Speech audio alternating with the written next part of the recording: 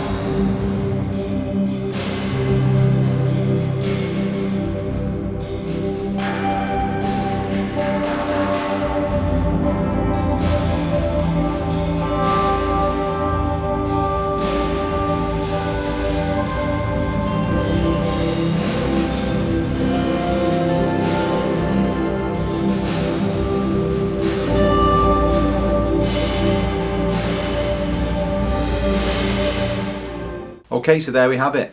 Anyway, like I said before, this is the first video back in a while, and I'm pretty excited about what's to come from the channel going forwards. Make sure you keep your eyes peeled for the next video, where I'll go into a little bit more detail about what we experienced on the trip, plus why I even went in the first place. So I hope you liked it. The best way to stay updated on future videos is to hit subscribe. Any questions you've got, drop them in the comments section, and I will get round to replying to you all. Until next time, see you soon.